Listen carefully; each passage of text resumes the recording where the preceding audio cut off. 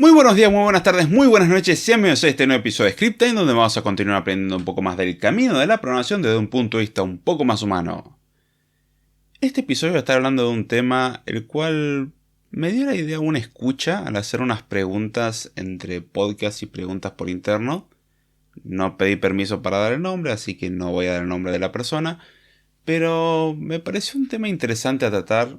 Como todos los temas de Script Time, este tema se solapa con otros episodios anteriores tanto de Script Time como de Code Time, así que si pretenden que acá presente todas cosas nuevas que jamás haya dicho, lo siento, este no es su podcast.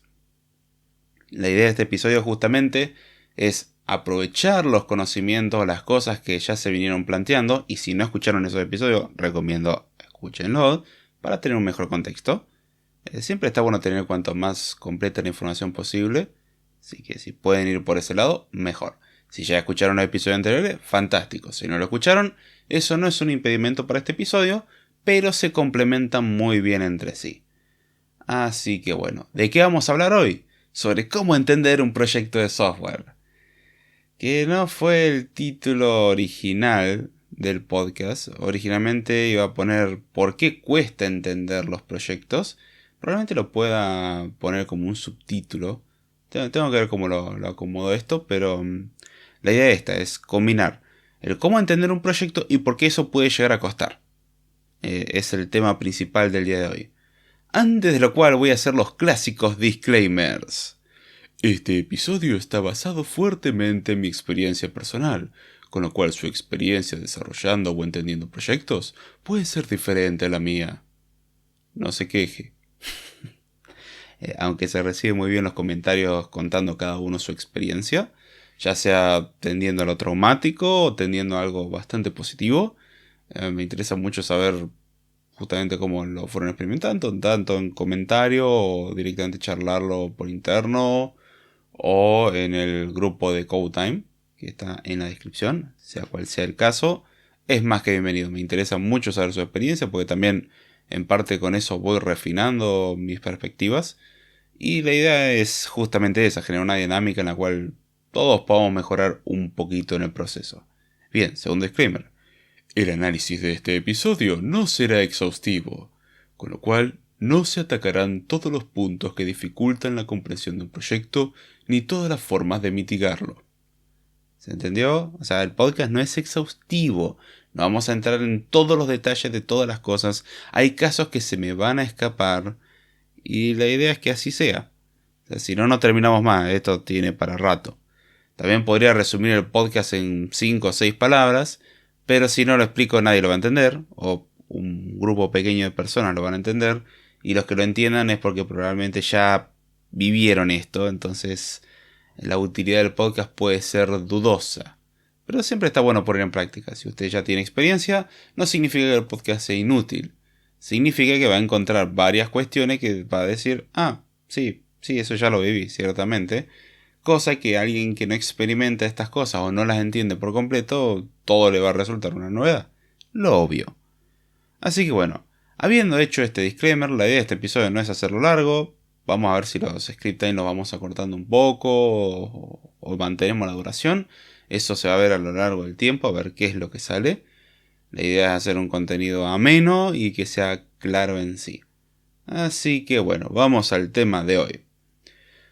La idea original del podcast, como dije, era tratar sobre por qué cuestan entender los proyectos.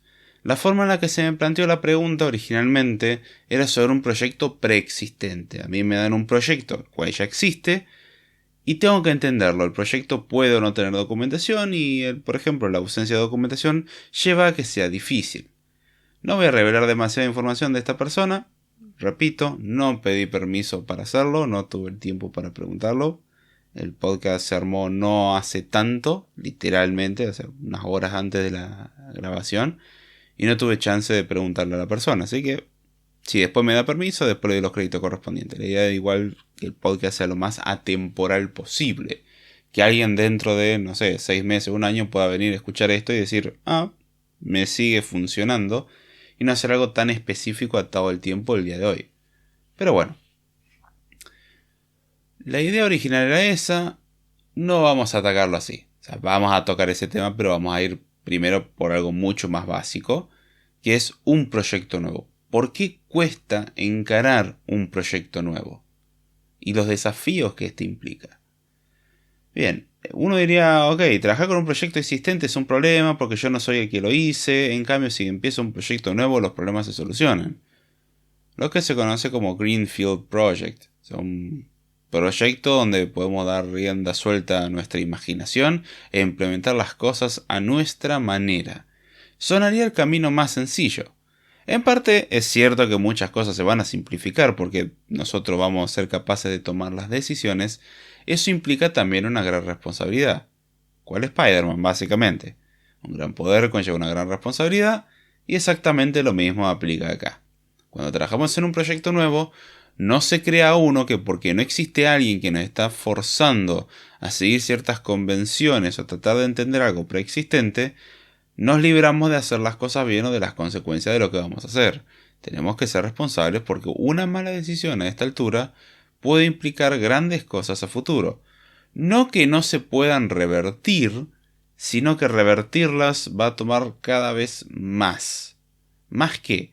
Más tiempo, más dinero, rendimiento, etc. O sea, vamos a poder desarrollar mucho menos y todo va a tomar cada vez más tiempo. Es más costoso en general. Si nosotros tomamos una decisión en la etapa más temprana del proyecto y decidimos cambiarla, muchas veces es posible cuando el proyecto no es tan grande. Cuando el proyecto ya creció a hacer un cambio tan grande, es un problema. Es la diferencia de intentar virar una bicicleta o vamos al mundo acuático. De intentar hacer girar no voy a decir una lancha, pero sí una canoa. La referencia muy local. Un bote, referencia más neutra. Nosotros estamos en un bote y vamos remando. Una cosa es girar ahí y otra cosa es girar un transatlántico. El transatlántico le va a costar mucho más girar. ¿Por qué? Porque tiene toda una inercia, porque es mucho más grande el cuerpo que hay que desplazar y la fuerza que tenemos que aplicar es mucho mayor. En cambio, en un bote suele ser más sencillo. Supongamos de que en ambos casos estamos en aguas calmas y no tenemos un oleaje de loco que nos quiere tirar. Básicamente lo mismo sucede con un proyecto. Uno pensaría que un proyecto nuevo es el terreno fértil para grandes ideas y es también el terreno fértil para pésimas ideas. Lo puedo decir por haber trabajado en esos proyectos y haber sido el protagonista de todo esto y el autor de dichos errores. He cometido un montón de errores, no crean que estoy exento de eso, todo lo contrario. Pero bueno, ¿por qué podría costar desarrollar un software nuevito? Ya que, a ver, muchas limitaciones que tenemos en proyectos ya existentes no los tenemos aquí, tenemos libertad absoluta. Primero, esa libertad no es absoluta. Generalmente tenemos limitantes como tiempo, presupuesto, porque si no todo lo escalamos a un nivel ridículo. Vamos a pensar en un software ineficiente. ¿Cómo arreglamos el problema de un software ineficiente? Número 1. Lo ponemos en un contexto en el cual se pueda correr rápido de todas formas. Es decir, le damos una cantidad ridícula de memoria, procesador, etc. O sea, le damos más recursos de lo que realmente deberíamos. O lo arreglamos. Arreglarlo es difícil. Darle recursos ad infinitum parece más sencillo. ¿Cuál es la diferencia? Y es que, bueno, uno es más costoso que otro. Imaginémonos una motocicleta que rinde, no sé, 5 kilómetros por litro. Estoy hablando desde la completa ignorancia. Y otra motocicleta que necesita 15 litros por kilómetro. Ambas van a la misma velocidad. Podríamos decir de que, ok, ambas cumplen con el requisito de desplazarse. Sí, una es ridículamente más costosa que la otra y seguro que la segunda motocicleta nadie la va a querer porque es muy, salvo que sea por coleccionismo, es muy, muy cara de mantener. Bueno, en el software lo mismo. Nosotros podríamos dar rienda suelta al consumo de recursos porque somos bastante malos haciendo algo bueno, o somos muy buenos haciendo algo bastante malo, como lo quieran ver. Uno pensará de que esa es una opción y no, muchas veces no. Muchas veces tenemos limitantes de presupuesto, por ejemplo. ¿Cuánto presupuesto podemos utilizar? ¿Cuánto tiempo tenemos disponible para desarrollarlo? Bueno, imaginémonos ahora de que es un proyecto propio. Esta es la clásica de principiante. No estoy diciendo que alguien más avanzado no sufra lo mismo, pero es clásico problema de principiante. Principiante, si quiero hacer un proyecto, ¿qué proyecto? Un juego, un gestor, lo que sea. Muchas veces un juego porque es lo que más atrae, no voy a negarlo, pero también aplica a otras cosas. Me ha pasado a mí tratando de desarrollar otro software y darme cuenta que me estoy complicando la vida innecesariamente. Pero bueno, yo en tal caso estaría limitado, por ejemplo, a el tiempo que tengo disponible. Y alguno mira, no, soy joven y estudiante, significa que tengo mucho tiempo. Sí, pues, muchas veces eso implica sacrificar horas de estudio. No es que no lo haya hecho, lo he hecho bastante, lamentablemente en algunos casos y para bien en otros. Sí, uno cuando es joven, no sé, tiene 18 años, en vez de jugar jueguitos se pone a desarrollar y es fantástico y es el futuro Elon Musk según algunas personas. Puede ser el caso, pero no vamos a entrar en detalles. Está bien, tenemos mucho tiempo, fantástico. ¿Cuánto presupuesto tenemos? Generalmente poco. Cuando uno es estudiante, salvo que esté en una situación privilegiada o una situación que no suele ser tan común, uno tiene que limitarse bastante porque no tiene presupuesto infinito. No podemos gastar $1000 en software así como así sin tener un ingreso previo nosotros. Realmente tenemos que costear eso de alguna manera. Entonces, ¿qué es lo que hacemos? Intentamos ser creativos. Las limitantes de recursos son algo que complican las cosas. No lo voy a negar. No voy a decir, no, el problema es que te falta imaginación, tenés que ponerle más de tu parte, hay que ponerse la camiseta, o cualquiera de esas frases que son para justificar casi la esclavitud, en muchos casos. No, estoy hablando del hecho de que tener ciertas limitantes de presupuesto, hay problemas que se resolverían bastante sencillo con ya soluciones implementadas que existen. No significa no hacer absolutamente nada y delegar todo en alguien más, pero sí significa de que hay veces que hay herramientas sencillas que nos pueden simplificar la vida. Gracias a Dios hoy en día existen un montón de herramientas open source que simplifican todo, pero aún así, open source y gratuitas, ¿no? Aún así, tenemos limitantes. Por ejemplo, queremos implementar algo y estaría bueno tener un hosting donde hostear las cosas que no sean localhost para probar ciertas cuestiones. Y para, por ejemplo, que nuestra página web sea algo que pueda probar un amigo.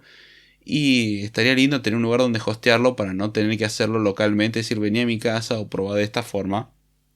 Que no va a ser la experiencia completa. Lo mismo que sea pasarle el código fuente o cosas por el estilo. No son la solución óptima. Lo óptimo sería poder subir a algún lugar y que alguien pueda acceder y probarlo. La comodidad que da eso es mucho más grande. Y muchas veces a lo que apelamos es eso, a la comodidad. En otros casos no, apelamos a la viabilidad. Necesitamos una capacidad de procesamiento que no disponemos. Ejemplo, para entrenar redes neuronales, cosas por el estilo. Entonces, ahí es donde uno tiene que malabarear con la falta de recursos. Eso es una limitante, lo cual no significa que no podamos hacer nada. Ahí es donde la creatividad aflora para bien y muchas veces para mal, porque las soluciones que uno encuentra son soluciones específicamente pensadas para tratar de subsanar las limitaciones que uno tiene. Me ha pasado a mí de necesitar ciertos esquemas de base de datos, pero por no poder costear, tuve que modificar la forma en la que modelaba la información en pos de poder implementarlo. Con el tiempo aprendí de que algunas cosas fueron una buena idea y otras cosas fueron una pésima idea. Pero bueno, no estamos hablando de esto. Acá estamos hablando de por qué nos cuesta entender un proyecto. Bueno, fuera de lo que es la parte de limitaciones de recursos, muchas veces la razón por la cual no sabemos cómo encarar un proyecto o nos toma infinito tiempo desarrollarlo, porque parece que comenzamos este proyecto y estoy hace 1 año y medio haciendo un proyecto y no termino y no termino y no termino. Bien, esto puede ser por varias causas. Una de las causas, uno es un holgazán. Es un excelente procrastinador. Patea las cosas o se pone a revisar cosas que no son importantes. Como aquella persona que tiene que construir una casa pero pierde días y días y días acomodando cortinas cuando ni siquiera las puertas fueron colocadas en su casa. O sea, no conoce el concepto de prioridad o no sé, le da cosita enfrentarlo. La procrastinación muchas veces es literalmente miedo. Miedo a hacer algo. Si uno procrastina no está haciendo nada. Ah, no, pero estoy haciendo otras cosas útiles. Pero no es lo que tendrías que hacer. O sea, con respecto a lo que uno tiene que hacer es no hacer nada. Es una opción bastante segura. ¿Puede hacer otras cosas útiles? Sí. Pero no lo que se supone que tendría que estar haciendo. Entonces, con lo que respecta a lo que se supone que tendría que estar haciendo, uno no está siendo productivo, no está haciendo absolutamente nada. Es una opción segura. El no hacer algo es una opción segura. El hacer algo implica consecuencias. Salvo el detallito de que no hacer nada también implica consecuencias. Pero no lo sentimos como tal, no es la misma sensación. Es como la diferencia entre pagar en efectivo y pagar con tarjeta. Pagar con tarjeta, lo digo por experiencia personal, es mucho más fácil que pagar en efectivo. Es tac, toco un botón, listo, ya pagué. En cambio el efectivo, veo cómo desaparece ese efectivo en mi billetera. Sé que la generación actual piensa el dinero en efectivo como algo arcaico y horrible. Y bueno, si vivimos en Argentina o países con políticas similares, sí, probablemente es bastante molesto tener que manejar fajos de dinero para pagar cosas básicas. Sí, pero en países normales, donde la moneda no se devalúa al 100% anual, eh, qué lindos son esos países, al menos desde el punto de vista económico, o del ahorro, eso no sería un problema. Y es más una cuestión ideológica o por una falsa sensación de que es más cómodo. Es cierto que acarrear con menos dinero encima es más cómodo, es más sencillo, pero las consecuencias que puede tener eso a largo plazo son graves muchas veces. No vamos a entrar en detalle al respecto. Pero bueno, volviendo al caso del proyecto que nos cuesta mucho desarrollar, tenemos la cuestión de, ok, me está tomando mucho tiempo, ¿por qué sucede esto? Y sucede muchas veces porque uno no entiende el problema que quiere resolver. Y uno dirá, no, ¿cómo puede ser que no entienda el problema que quiero resolver? Sí, efectivamente, muchas veces el problema es que no entendemos el problema.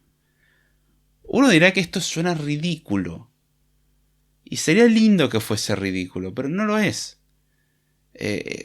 Siempre el mismo ejemplo que doy al respecto. Y es tan real que duele. Cuando somos estudiantes, si alguno pasó por la universidad, por ejemplo, muchas veces habrá entendido la teoría, a grosso modo, y habrá dicho, a ver, leo la teoría y la entiendo perfectamente, hasta que viene un ejercicio y no me sale. ¿Y qué significa eso? Que quizás no se lo entendió tan bien. O sea, nos damos la idea de que lo entendimos, pero realmente no lo asimilamos. Una cosa es absorber las palabras y otra cosa es absorber el concepto. Es como a mí me podrán explicar un montón de instructores de arte maravilloso cómo pintar una maravillosa obra de arte y no esas cosas que le llaman arte abstracto hoy en día, sino una imagen hiperrealista. Una pintura hiperrealista. Fantástico. Y me pueden explicar cómo se hace. Ahora a mí me dan un pincel, me dan pintura y yo hago un desastre. Pero un desastre es poco. Es una deshonra para el arte, básicamente. Que yo sepa algo no significa que sepa hacerlo bien. Yo puedo saber toda la teoría musical. No sé tocar un instrumento musical. Puedo saber cómo conducir un auto en teoría. Denme en un auto y lo atropello. Atropello a alguien, lo choco. Lo mismo aplica a los proyectos. Que yo tenga una idea de qué es lo que quiero no significa que sepa qué es lo que quiero. Y eso es algo que es muy difusa la línea. ¿En dónde, cómo sé que sé lo que tengo que saber? Qué frase, ¿eh? ¿Cómo sé realmente si sé lo que quiero hacer? Bueno, intentemos explicar el proyecto a alguien. Siempre doy el mismo ejemplo. Expliquen el proyecto a alguien. Explíquenlo a alguien. Si no son capaces de explicar qué es lo que se supone que tiene que hacer su programa o su proyecto, voy a hacer un software que le facilite la vida a la gente. Eso no es una explicación. Voy a hacer un software que le pida cierta información a la gente. Con esa información a su vez vamos a buscar otra información relacionada. Y de esa forma vamos a sugerirle contactos que podrían serle útiles a la hora de trabajar. Siguiente pregunta. ¿Y cómo se buscan esos contactos útiles? ¿De dónde se saca esa información? Si no podemos responder a esa pregunta, si no podemos responder a un ping-pong de preguntas al respecto de nuestro proyecto, significa que no lo tenemos tan claro. Si no lo podemos explicar, no lo tenemos claro. No significa que uno sea un excelente orador, y si uno no es un excelente orador, no sabe lo que está haciendo. No estoy hablando de oratoria, estoy hablando de ser capaz de plasmarlo. Por escrito, con dibujitos, con una explicación verbal. Esa última, mi preferente. No es porque considere que es el mejor formato. Yo creo que las imágenes ayudan mucho a explicar. Explíquelo con palabras, sin ayuda de imágenes. Ahí es donde uno tiene que ser creativo y darse cuenta cómo explicarlo. Es difícil.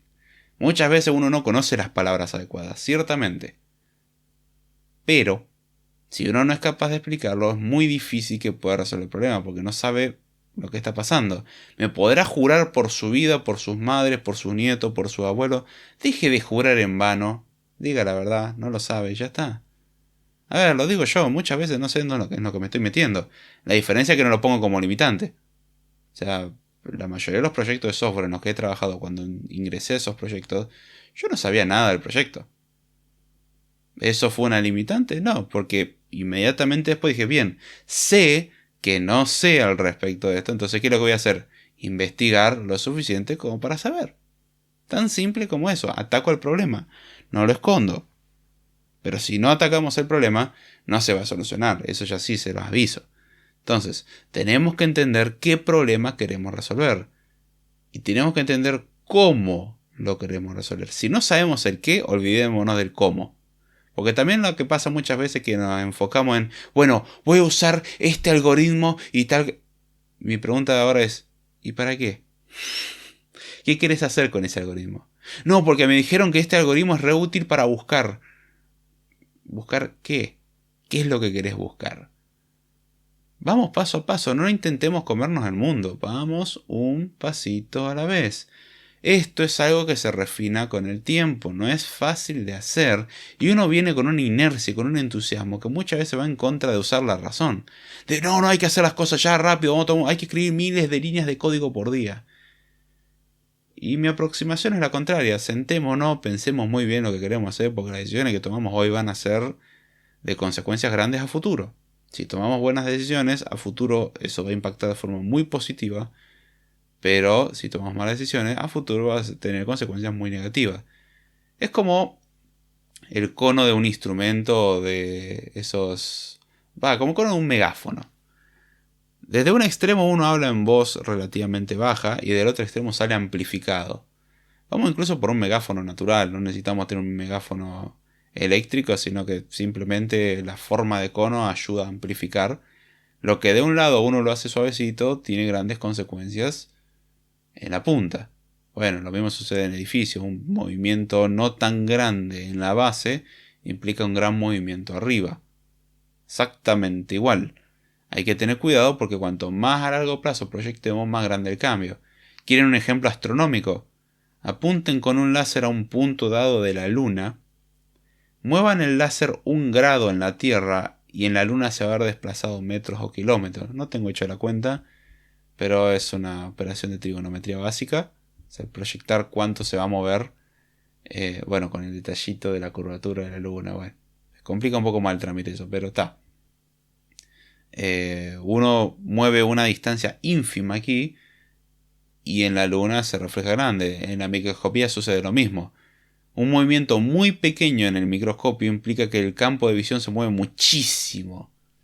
Perdón si no estoy usando los términos 100% acertados. Acepto la corrección al respecto. Está bueno aprender de cómo se dicen bien las cosas. No lo he investigado, son ejemplos que se me van ocurriendo en el momento. Entonces, una decisión pequeña tiene grandes consecuencias a futuro. Algo que parece insignificante hoy, mañana no sabemos cuál es el impacto que va a tener. Y muchas veces el impacto que tiene es grande, sobre todo cuando nos casamos con una arquitectura y decimos, bueno, vamos a hacer las cosas así porque no vamos a cambiar esto. Y el día de mañana necesitamos cambiarlo y el cambio que tenemos que hacer es enorme y es ridículamente costoso. Cuanto antes rectifiquemos, mejor. Entonces, lo que tenemos que primero hacer es entender qué es lo que queremos hacer. Segundo, entender cómo vamos a lograr ese qué. O sea, primero, qué es lo que queremos y segundo, cómo hacemos para cumplir con eso. Y eso es difícil. Eso es un arte. Pero si no tenemos la pregunta respondida de qué es lo que queremos, olvidémonos de lo otro. Es inútil lo otro. Va a ser una pérdida de tiempo porque ¿qué es lo que va a pasar? Justamente, los problemas clásicos de la vida. Implementamos algo, lo borramos, lo implementamos de nuevo, lo borramos, implementamos de nuevo, lo cambiamos, hacemos una nueva implementación y pasan 6 meses y todavía no tenemos nada útil. Ojo, es cierto que hay proyectos que toman mucho tiempo desarrollar. Un videojuego es algo que toma mucho tiempo. Ahora, no puede ser que pasados 6 meses no podamos siquiera ejecutar algo, aunque sea una versión muy tosca, sin efectos de sonido, sin animaciones. Pero si no podemos mostrar una pelotita que se desplaza en la pantalla luego de 6 meses, una de dos. O uno estuvo procrastinando como un campeón, o uno estuvo tan concentrado en rehacer la misma cosa 50 veces, y creo que 50 me quedé corto, que no hizo nada. Pero, y acá es donde parece la parte injusta, pero estuve 6 meses, no podés negar mi esfuerzo. No, tu esfuerzo no lo niego, tu esfuerzo probablemente fue en vano en muchos casos. Y acá es donde hay que matizar un poco esto. El estar 1, 2, 3, 5, 6 años en un proyecto no implica que uno tenga grandes conocimientos del proyecto. Y suena injusto, pero no lo es. ¿Puedo yo no saber absolutamente nada del proyecto luego de tantos años? Sí. Porque no hice nada. Y hay gente que en muy poco tiempo, la verdad que tiene un buen talento y lo hace muy rápido. Si a mí me dan una pieza de código, intento entenderlo lo más rápido posible. ¿Por qué? Porque ya pasé por 10 años de entrenamiento. Ya este año se estarían cumpliendo 10 añitos. Sí, cómo pasa el tiempo, ¿eh? Y lo que en otro tiempo para mí era una locura y me quemaba, me quemaba muy rápido. Nunca me caractericé por una alta tolerancia a ese nivel de concentración. Que para mí en aquella época era algo, una locura. Hoy en día es como, no es tan loco. No significa que no tenga efectos, pero para nada se comparan a lo que era antes. Antes no soportaba una hora de concentración, hoy en día sí. Si siguen usando TikTok, igual les aviso que esa capacidad de concentración se va a ir al piso.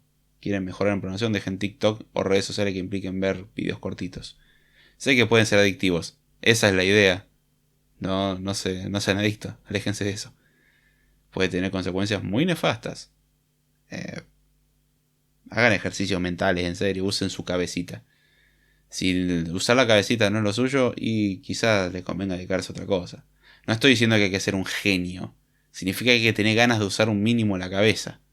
O ser muy mentiroso. Pero incluso para ser muy mentiroso hay que usar la cabeza. Así que no les recomiendo ir por la vía de la mentira igual, ¿eh? Pero bueno, una persona que está hace 3 años en un proyecto y una persona que está hace 3 meses pueden tener resultados totalmente diferentes. Una persona que está hace 3 meses puede resolverlo muchas veces de forma mejor que una persona que está hace 3 años. ¿Por qué? Porque la persona de 3 meses se encargó de resolver los problemas que tiene que resolver. Primer problema, saber cuál es el problema. Segundo problema, saber cómo resolver dicho problema. Y puede que pase que nosotros sepamos qué es lo que queremos, pero no sabemos cómo hacerlo. Nada que con un poco de investigación no se resuelva. Pruebas de conceptos y cosas por el estilo y listo.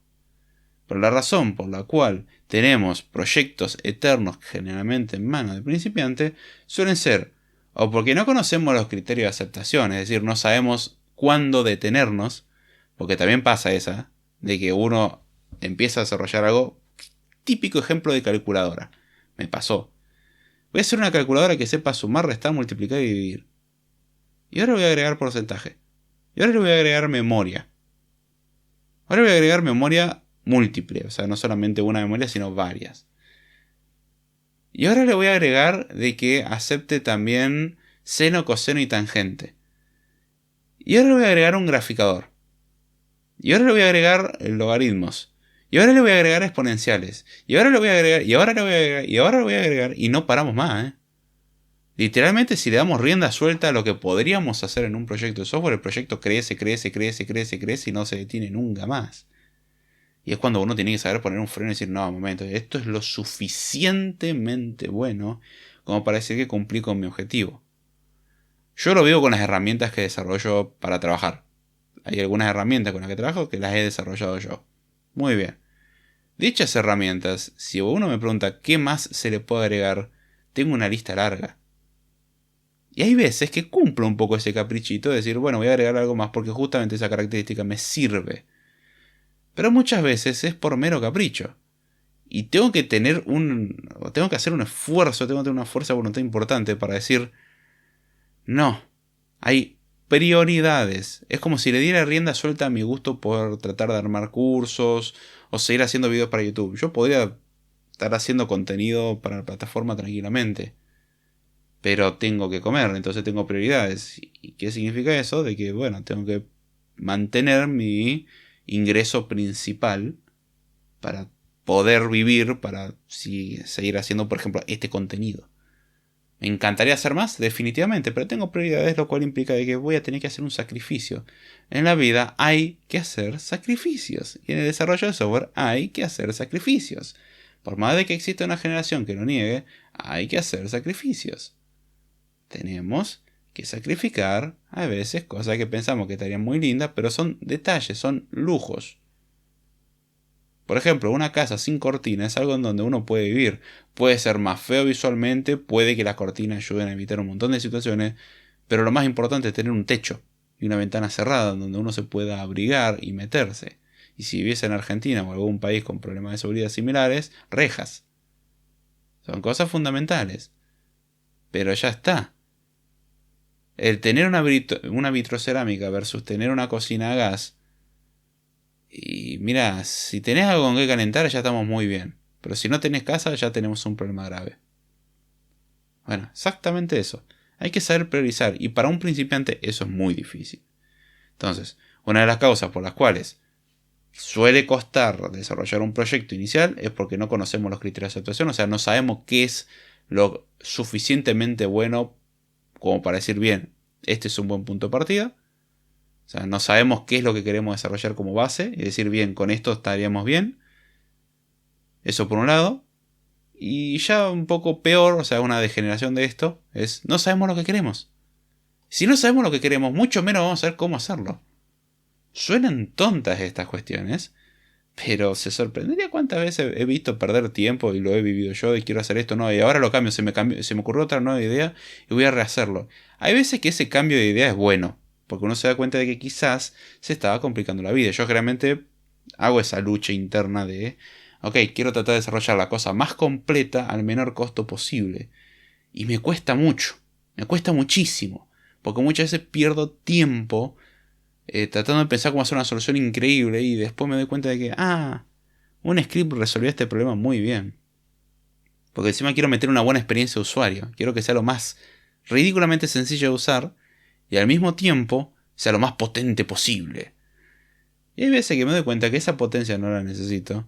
Y hay veces que me doy cuenta que la parte interactiva no es tan necesaria. Hay mejores formas, tengo que ver a quién apunta esto.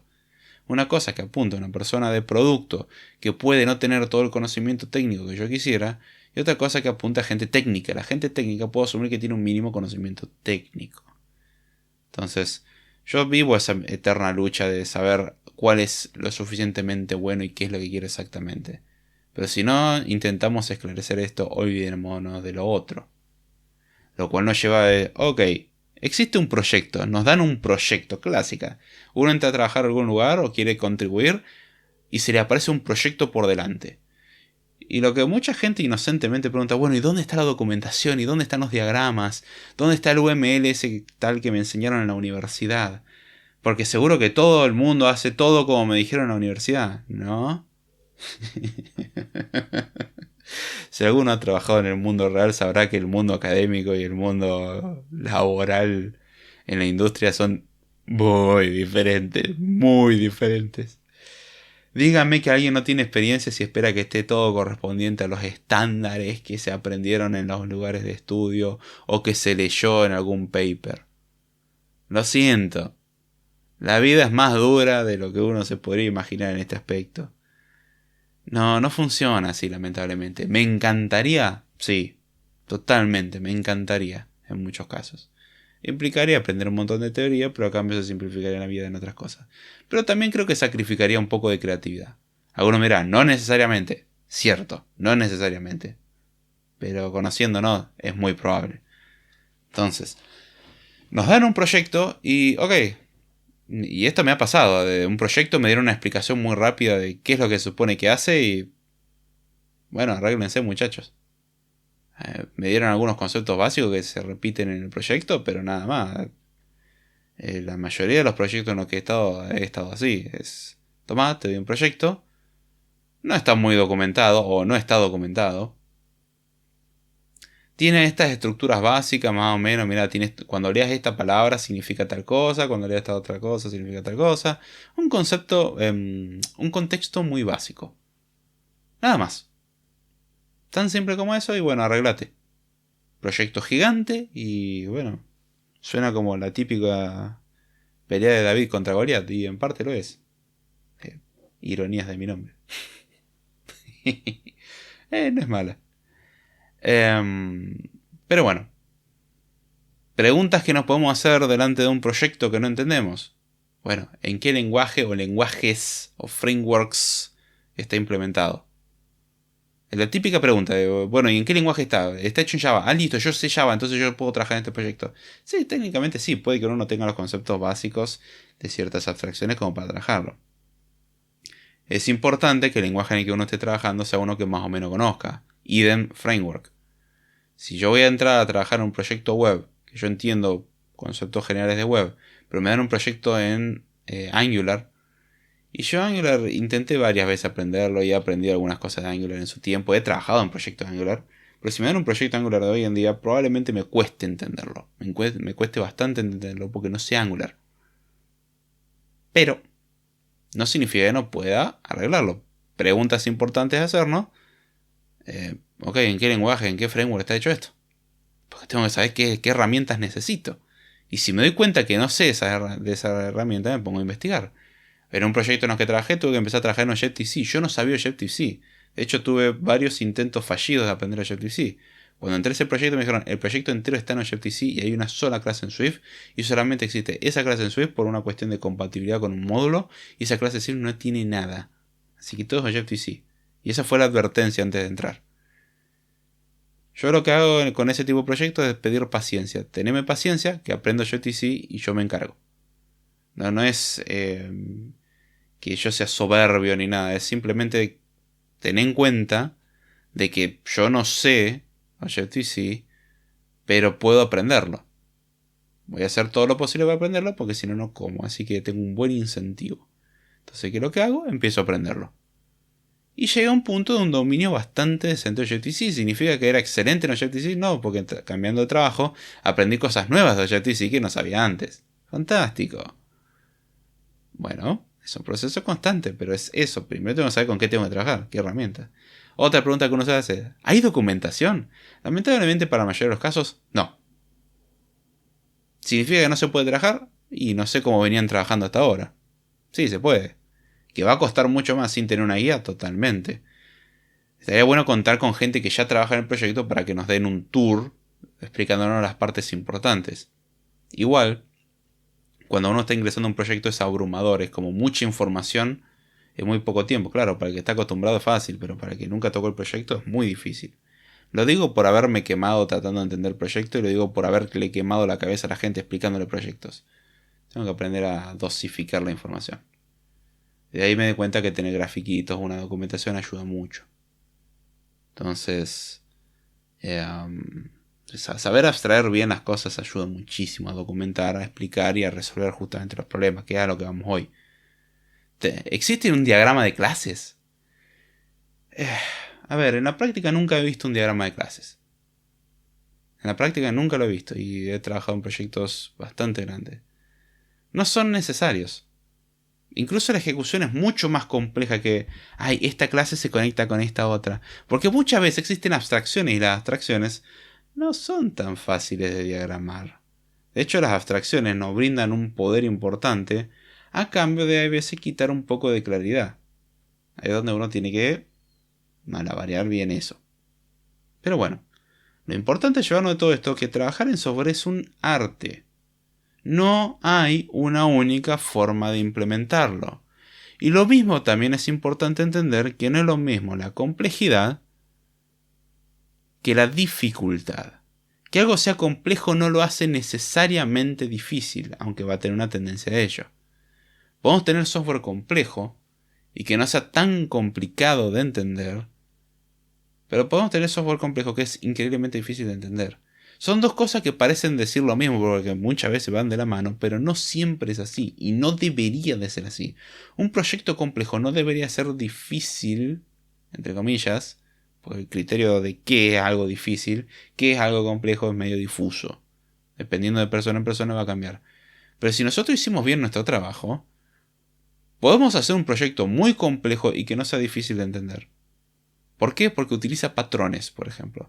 ¿Significa esto que me tengo que aprender los patrones de diseño de Gang of Four? ¿Y con eso voy a ser un gran programador? No. Aunque puede ayudar. O sea, todo lo que podamos aprender es fantástico, pero si tenemos ciertos patrones a la hora de diseñar nuestro software, muy probablemente tengamos un grado de repetición importante de los mismos patrones. Entonces vamos a saber cómo agregar una nueva funcionalidad. Muchas veces agregar una nueva funcionalidad es agregar algo que se conforme al patrón. O sea, siguiendo ese mismo patrón, hacemos algo que haga lo que queremos que haga. Es muy redundante lo que acabo de decir, pero creo que se entendió. O sea, logramos lo que queremos siguiendo una guía de cómo deberían de ser las cosas. ¿Cómo se hace una calle? Hacer una calle en un lugar y hacer una calle en otro no es lo mismo. Pero la fórmula es más o menos la misma. ¿Cómo diagramar una ciudad? Fuera de la parte de planificación de una ciudad, si seguimos la misma guía o cómo construir un edificio. El edificio en un lugar o el edificio en otro no es lo mismo, pero las técnicas son las mismas. Exactamente lo mismo. O sea, hay cosas que se repiten. Bueno, eso fue lo mismo. Si hicimos bien las cosas, van a haber cosas que se repiten y no va a ser el código. Si se repite el código, ese sí es un problema. Pero si se repite un patrón, no, el patrón está perfecto. Y hay veces que podemos encontrar patrones mejores. Eso también pasa. O sea, hay patrones que son más abstractos que otros. Lo ideal con el tema de la complejidad, volviendo un cachito a eso, es que si nosotros utilizamos los patrones correctos, ¿sí? Si nosotros abstraemos de la forma correcta, algo complejo puede pasar a ser relativamente sencillo de entender. Es algo muy difícil de expresar esto en un diagrama, porque los diagramas son cosas muy concretas. Si vamos a trabajar con cosas muy concretas, es decir, con pocas abstracciones, un diagrama puede servir para tener un mapa. Y aún así, lo digo por experiencia, peor si el diagrama considera condicionales. O sea, si ya empezamos a diagramar literalmente el código, convertir el código en algo gráfico, el código se va a convertir en algo inentendible. O sea, el gráfico va a ser incomprensible, porque un proyecto grande, un proyecto complejo, si uno se pone a ver todas las clases, cómo se conecta todo con todo, es como entender una ciudad. O sea, es un desastre. Es increíblemente complejo. O como daba el ejemplo los otros días. Si nosotros queremos buscar una calle y la pensamos buscar en un mapa del planeta, supongamos que tenemos uno, llamémosle Google Maps o algún equivalente, nos va a tomar una eternidad sin un buscador. Ahora, ¿por qué no nos cuesta tanto encontrar una calle? Supongamos que no tenemos un buscador, tenemos un mapa. Si lo buscamos en una ciudad es mucho más fácil, y si sabemos en qué zona de esa ciudad está, es mucho más fácil. ¿Cómo podemos saber ese tipo de cosas? Porque tenemos algún patrón, alguna forma de identificar en dónde más o menos está la cuestión. Exactamente lo mismo sucede con esto. Si nosotros organizamos las cosas de forma correcta, va a ser más fácil encontrar algo. Ahora, cuando nosotros tenemos un mapa de todo el mundo, va a ser muy difícil encontrar algo. Entonces uno tiene que saber cómo buscar, que es mucho mejor que un diagrama de clase. ¿Significa que no nos sirven los diagramas de clase o no nos sirven un diagrama de un patrón? No. De hecho, vamos a ver más adelante que son cosas útiles en su justa medida. Pero bueno, de la misma forma de que para poder trabajar con un proyecto nuevo tenemos que saber lo que queremos hacer, para trabajar con un proyecto ya existente del cual nosotros no somos los autores, tenemos que entender cuál es el problema que queremos resolver, hay que saber abstraerlo y hay que saber buscar. O sea, si no sabemos lo que hace el software es muy difícil.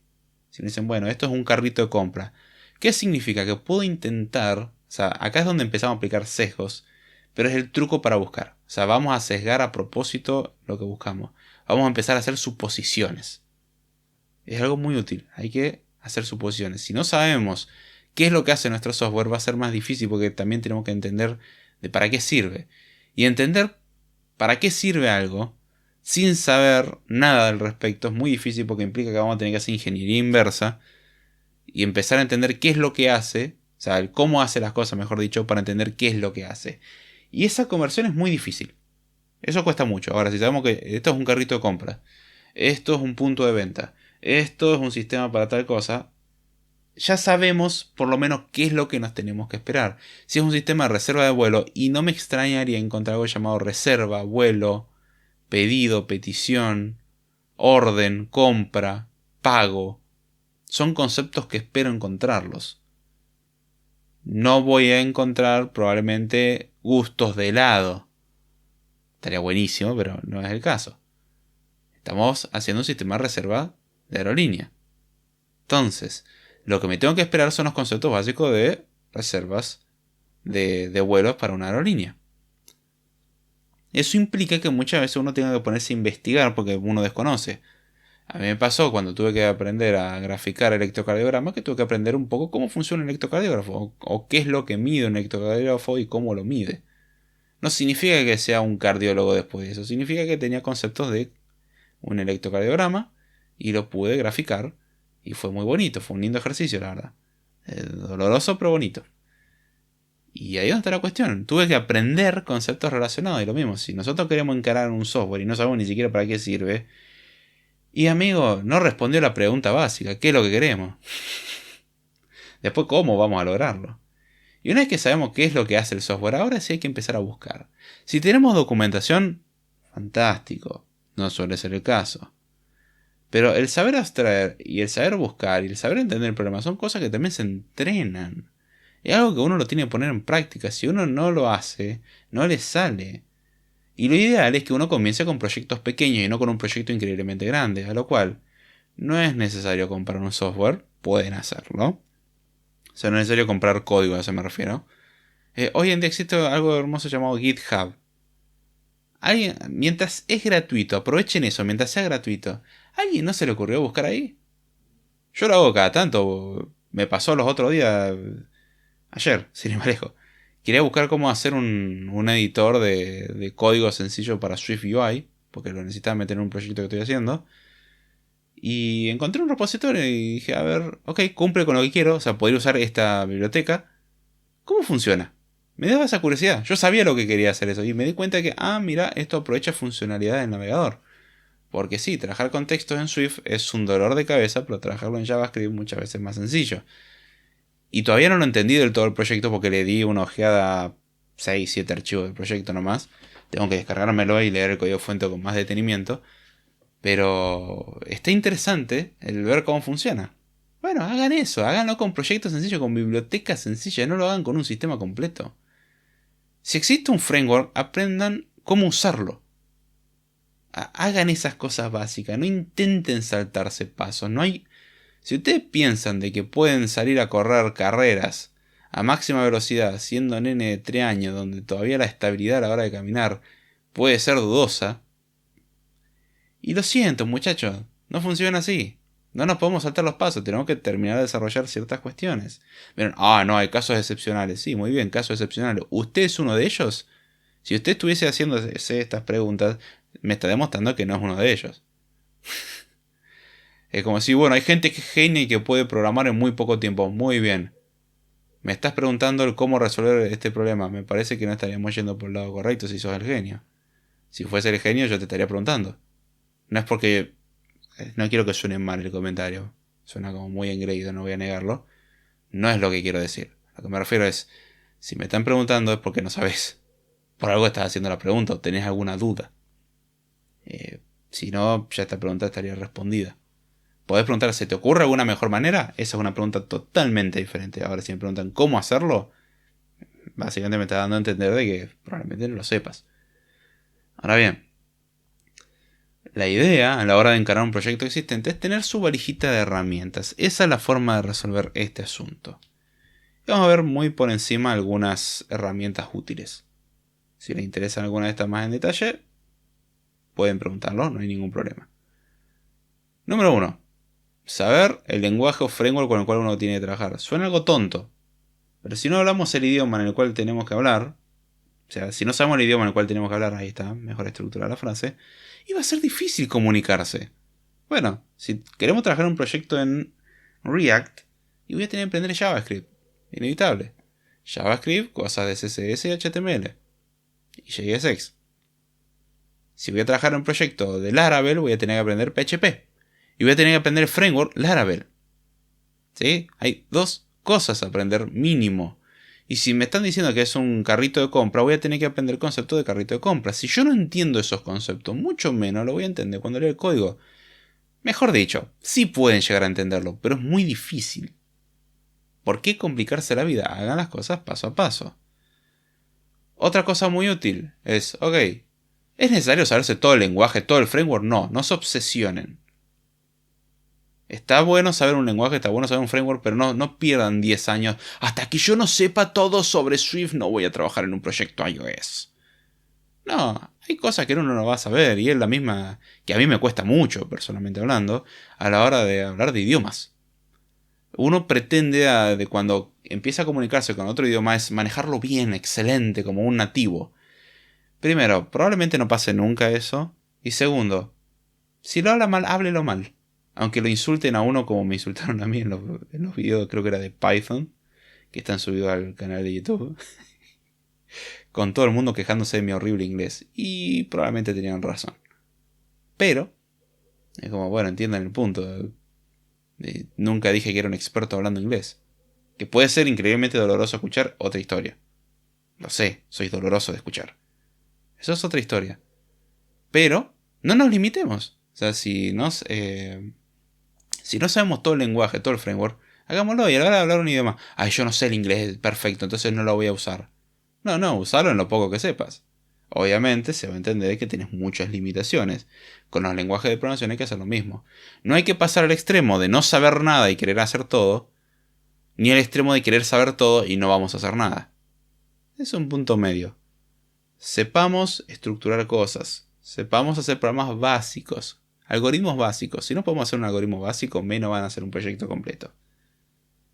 Si yo no les puedo dar una lista y ustedes me pueden encontrar el mínimo elemento o el máximo elemento de la lista,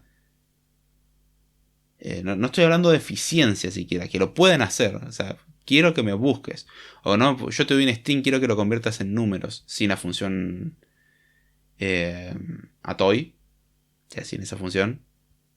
O sea, quiero que te doy un string, convertirlo en número, te doy un número, convertirlo en string. Y si no pueden hacer eso, o sea, aunque sea ineficiente y todo lo que quieran, si no pueden hacer eso, menos van a poder resolver un carrito de compra. Eso era un problema de algoritmia básica.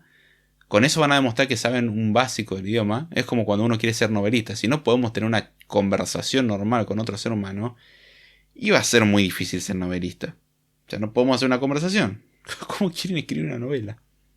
¿Acaso me podrán decir una caricatura o algo por el estilo? Se la entiendo. Pero bueno. Y de la misma forma, como nosotros no vamos a ver todo, sepan dónde buscar para qué sirve una función. No se van a hacer la librería estándar, ni todas las bibliotecas disponibles. Sepan cómo buscar. Si no saben algo, sepan cómo buscar. Ese es el truco. Sepan armar sus propias heurísticas, sus propias formas de buscar, de trabajar.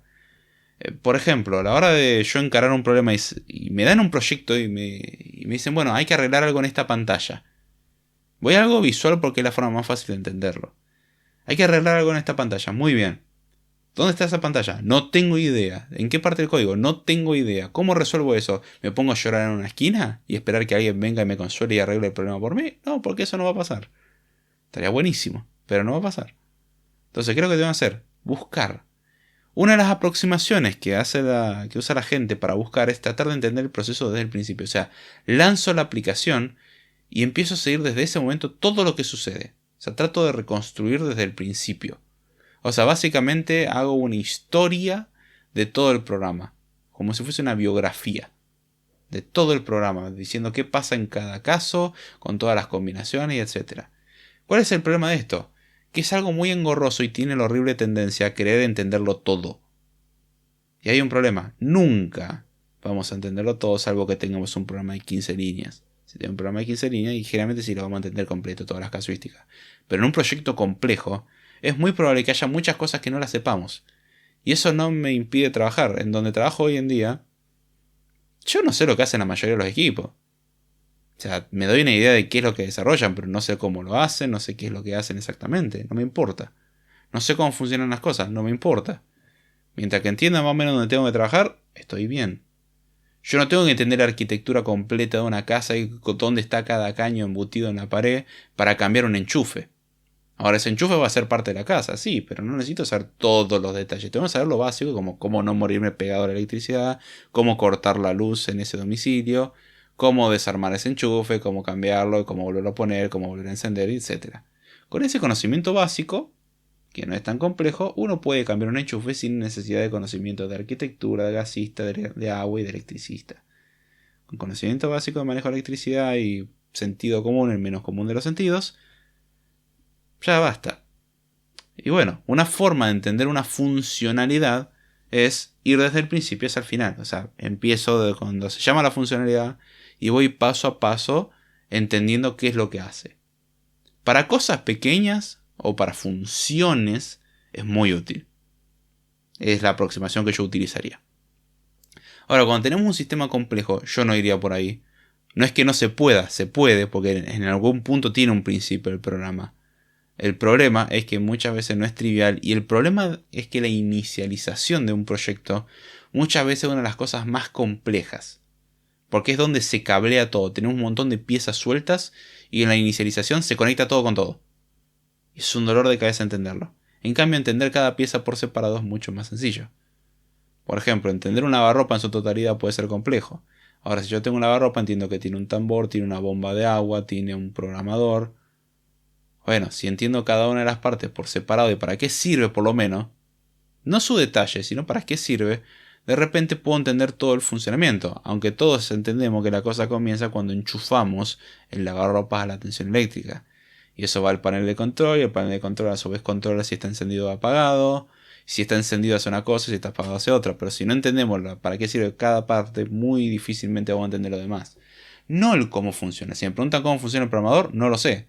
Pero sé que el programador determina si está encendido, si está apagado, si gira el motor. Eso es lo que me importa saber. El cómo no me importa. Si nosotros tenemos código bien estructurado, eso es mucho más fácil. Lamentablemente, en la mayoría de los casos, no lo es. Otra forma de encarar el problema es del final hacia el principio. Por ejemplo, en el caso de una pantalla, y bueno, a ver, ¿qué aparece en esta pantalla? Este texto. Yo no sé dónde está esa pantalla implementada, pero puedo buscar ese texto.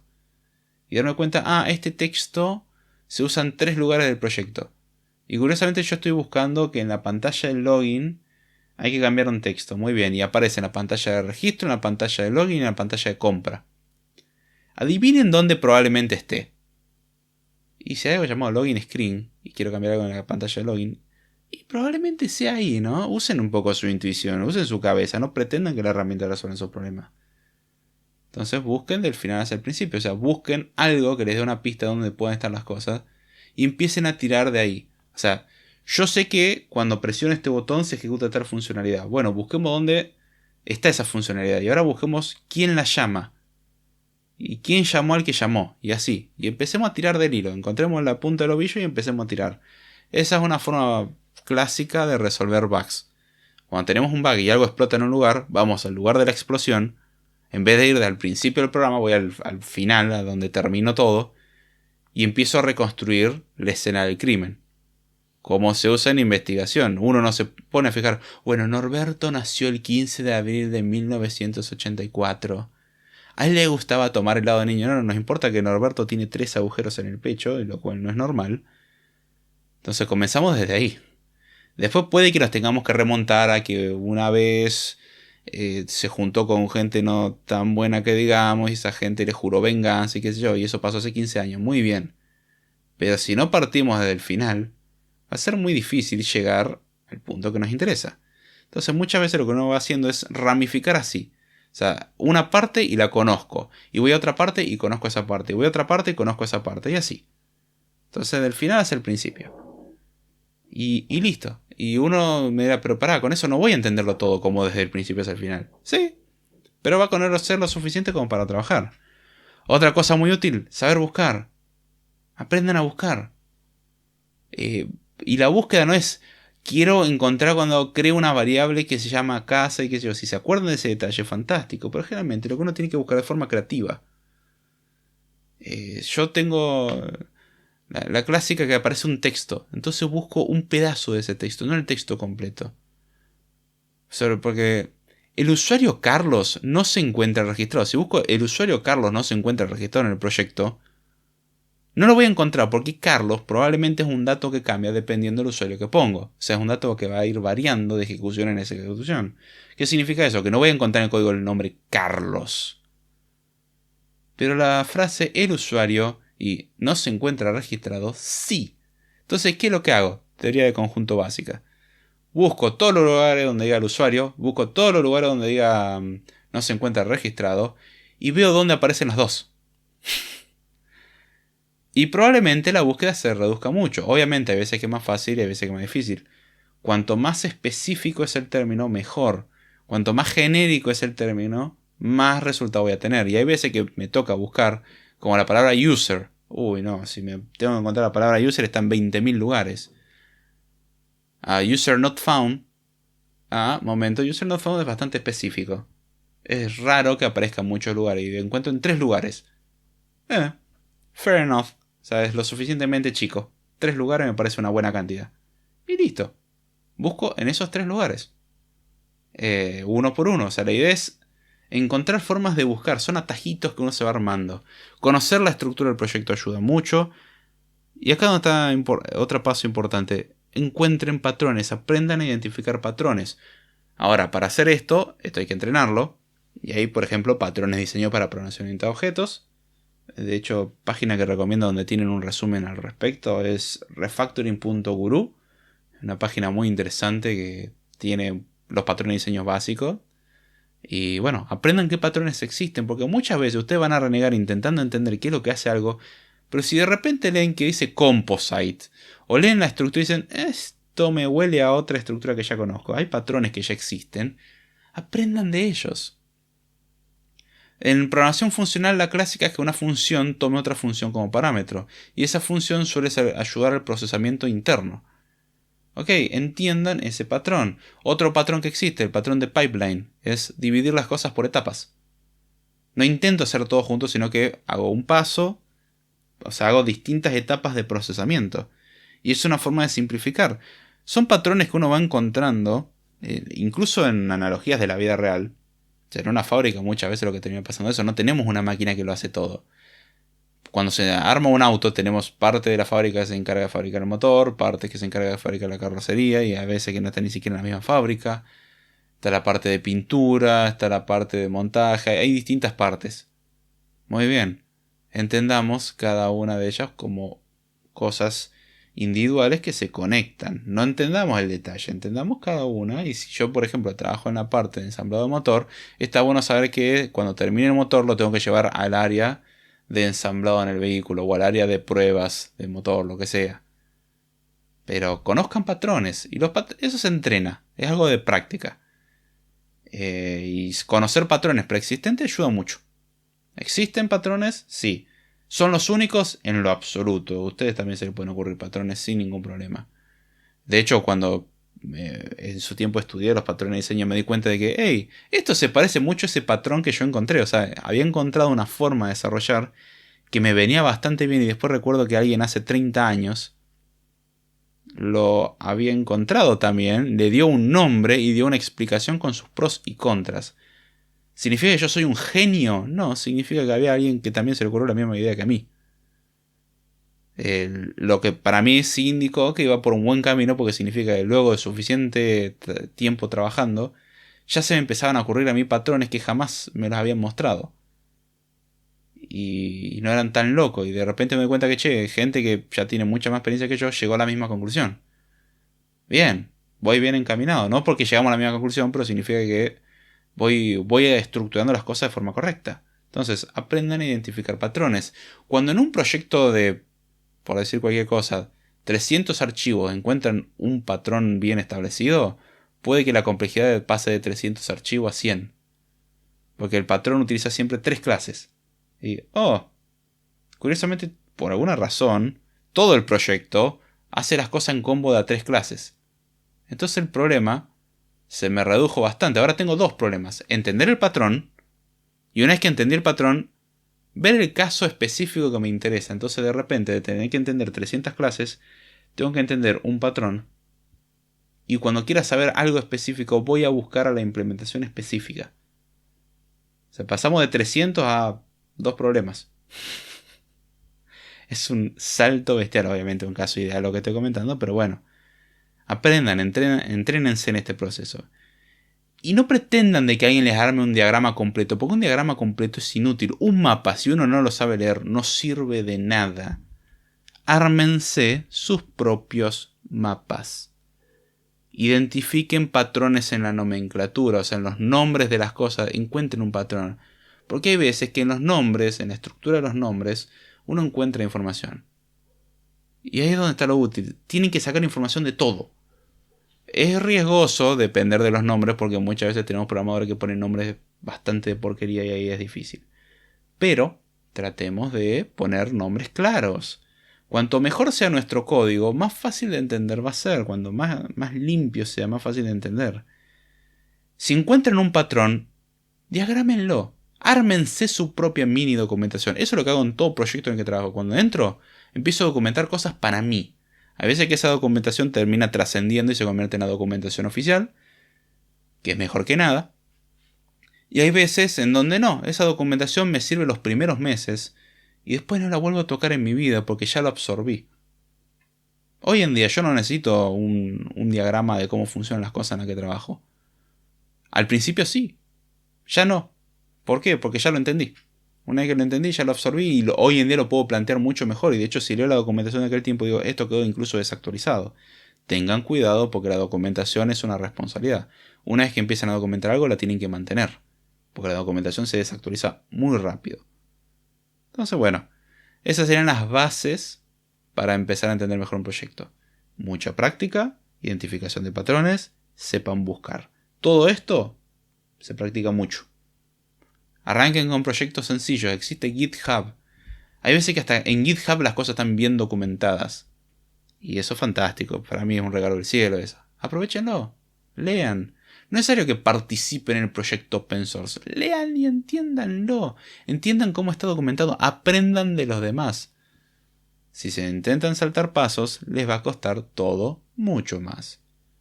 Como dije, este podcast no es exhaustivo y la última parte fue un poco más rápido para tratar de no extenderme tanto. Si les surgen dudas, comentarios o lo que sea, lo pueden plantear tranquilamente. Espero que hayan disfrutado el episodio, que lo hayan entendido. Los medios de contacto, ya saben, están en la descripción.